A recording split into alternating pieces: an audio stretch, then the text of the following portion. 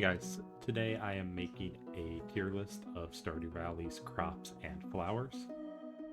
We're going to start off with Amaranth, which I am going to put solidly in D tier. Amaranth is not very profitable, however, it is needed for a quest for Marnie that gives a friendship heart, which is very useful, especially during year one when you don't have a lot of friendship or a lot of loved items. Next up is Ancient Fruit. Putting this straight into S tier. It is by far the best crop in the game, in my opinion. As soon as you're able to exponentially grow how much ancient fruit you have, you should. For the early game, it isn't as useful because it is harder to get a large amount. But once you get the ball rolling and have your greenhouse, it is the best crop you can be planting. Next up is Artichoke. I'm going to put Artichoke in B tier, right next to Amaranth. Artichoke doesn't really do too much. It has a decent base sell price. It does take 8 days, however, and it is a fall crop that you can't even buy until year 2. But it is needed for both artichoke dip and super meal. But beyond that, you don't really need or won't really want to grow any artichokes. Next up is beet. I'm going to put beet firmly into A tier. Beets don't sell for a very good amount, along with being locked behind the bus because you can only get them from the Oasis. However, they are needed for the vegetable medley, but more importantly, the mysterious key quest will want you to grow 10 beets. Getting access to the casino as soon as possible is very helpful. I'm putting Blue Jazz in F tier. Blue Jazz, being a flower, does give you honey, which it will double the price of the honey. However, the price of Blue Jazz is not very impressive, along with it has 6 different colors. It having 6 different colors means you will take up to 24 inventory spaces. It is needed for Lucky Lunch, but that just means you're only really planting one single Blue Jazz and calling it good. Blueberries, I'm putting straight into A tier. During summer year 1, this is probably the best crop you can plant a large amount of. You just plant it everywhere you possibly can, and then just keep harvesting it all through the summer. Bok choy, I'm putting in F tier. It takes 4 days to grow. You get, at most, about 120 gold profit, assuming you have tiller and get iridium quality. Even going through artisans, you don't even get up to 300 or 250 gold in profit. It is needed for super meal. You would only really make one super meal for perfection. This food is not good. I'm gonna put broccoli in B tier. Broccoli is one of the crops that got added with the 1.6 update for Stardew Valley. This means you can't buy the seeds, you get them from tilling special artifact spots. It takes 8 days, it keeps producing, and you're guaranteed at least 70 gold. It isn't used for any recipes, but for a completely free seed, this is a very nice little bonus profit. Cactus fruit, I'm including this on the list because of cactus seeds. I'm going to put it firmly in B tier. You just plant the cactus seeds into your planter, and it will just keep growing. It is loved by 3 villagers and liked by a handful of others. So it is a very decent gifting option. You put on some retaining soil and you don't have to water it. You just take your cactus fruit every 3 days. Carrots, I'm putting into A tier. This is another crop added with Stardew Valley 1.6.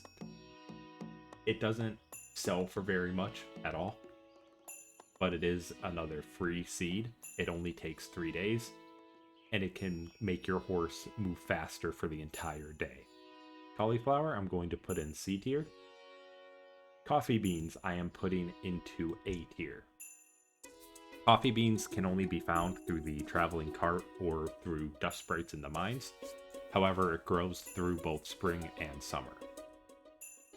If you plant a coffee bean and then harvest it and save those coffee beans until the next spring, you can start the next spring with a very large amount of coffee plants, and that lets you make your own coffee rather than having to buy a bunch from Gus. Corn, I'm going to put in B tier. I think corn is a very solid crop. I don't like it takes 14 days for you to get the first harvest, but you will harvest it all through summer and through fall. And it is needed for tortillas, oil, and 2 different bundles. Corn on its own really isn't that profitable, but because of how many harvests you get from it, along with once fall hits, it will just keep growing. It can be a nice little extra income throughout the season. Cranberries, I am putting straight into S tier. I know there is a lot of debate about cranberries versus pumpkins. I think, especially the first few years, cranberries are far better than pumpkins.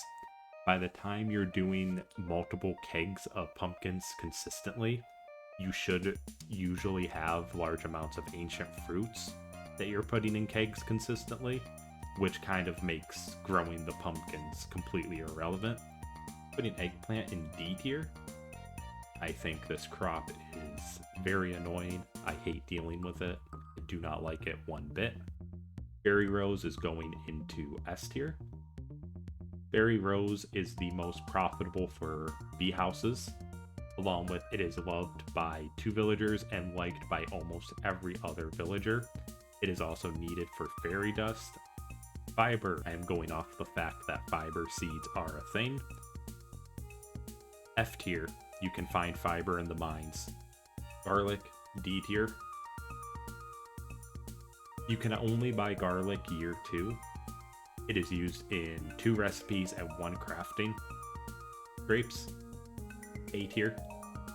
If you asked me for my opinion on this before 1.6, grapes would have gone into probably C or D tier. However, with 1.6, you can now make raisins. With raisins, you can make it so your Junimo huts can double harvest crops.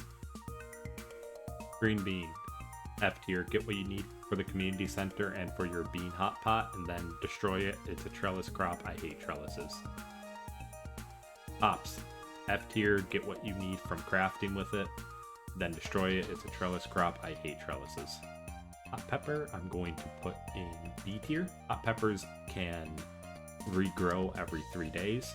There's a chance for you to get more than just the one, and it is used in 3 cooking recipes, 1 bundle, and it is used to get a friendship heart with George off of a quest by mail.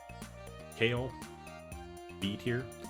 First spring, it is very good for getting a lot of levels very fast, very cheap.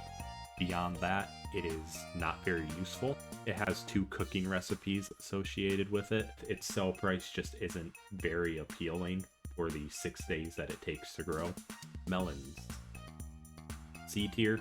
I'm not a fan of growing melons. I'd rather take up as much space as I can with blueberries.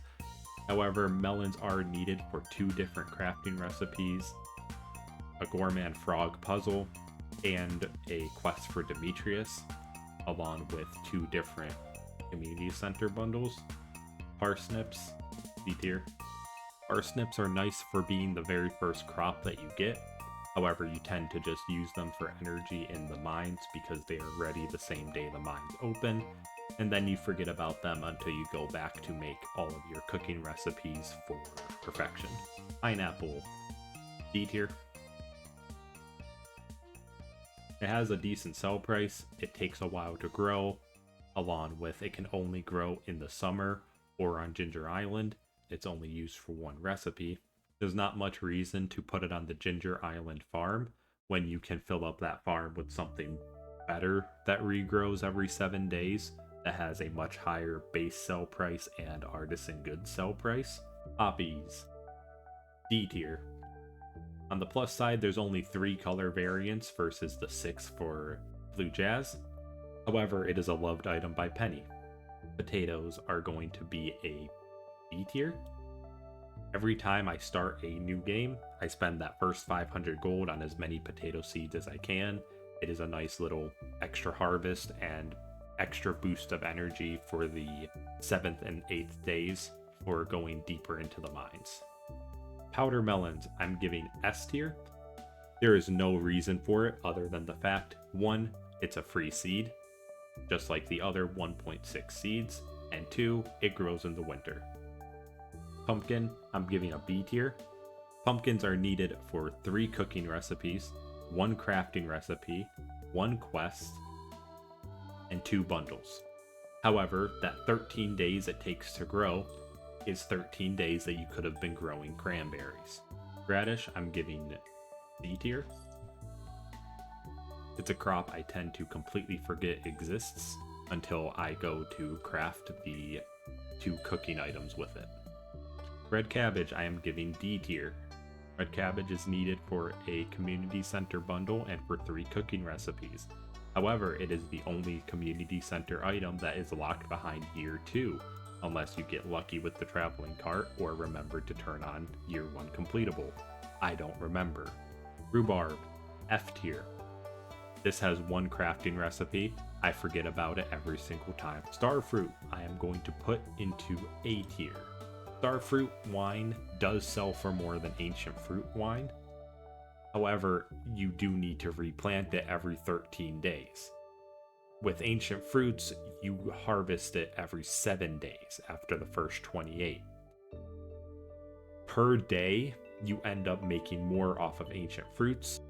Strawberries, I'm putting in A tier. I go into the Egg Festival and I spend every last gold I have on strawberry seeds. Summer Spangle, F tier. It's a flower with 6 variants. It has no crafting recipes, meaning you will plant one, you will ship it off for your perfection, and then you will forget about it.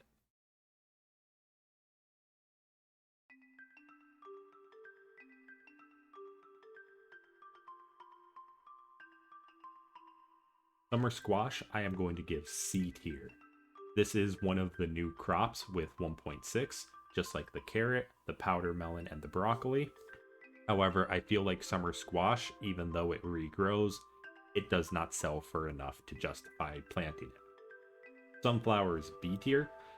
Harvesting a sunflower has a high chance of giving you a seed so that you can plant a new sunflower, or sometimes multiple seeds to plant multiple more sunflowers, along with being plantable in summer and fall. While the base price of sunflowers is not very good, along with just planting it, if you don't get the seed back, you do lose money. The chances of getting multiple seeds is present, which makes it so that you could very well keep getting more and more, along with you can get increased honey prices and oil from it. Along with it is loved by Haley. Let's move that up to A tier. Sweet Gem Berry, S tier. You need it to get a star drop, so it is S tier. Arrowroot, D tier. I forget this thing's in the game most of the time. Tea leaves, I'm going to put into A tier. While the tea leaves themselves are not very impressive, selling for 50 gold, along with needing to be at 2 hearts with Caroline to even be able to plant tea bushes. Green tea is a good gift to give to everyone except the 2 children, but nobody cares about the children anyway, so it's just a very solid gift. Tomatoes, F tier. I am allergic to them. Tulip, F tier. There is 5 different variants, which means 20 possible inventory slots, and it is used in absolutely nothing. Unmilled rice, or just rice in general, F tier. It is the only crop you are guaranteed to lose money on. Wheat, B tier. Making beer is a very profitable process, along with when you harvest your wheat, you do get hay out of the harvest. Yams, I will give a C tier. Yams are needed for 2 cooking recipes and the community center. However, you can get them from Dougie's. You will only really grow the one for the community center. So that is my tier list. Let me know what you think, what you agree with, what you disagree with. But this is how I feel about each of these crops. Thanks for watching, and I hope you have a great day.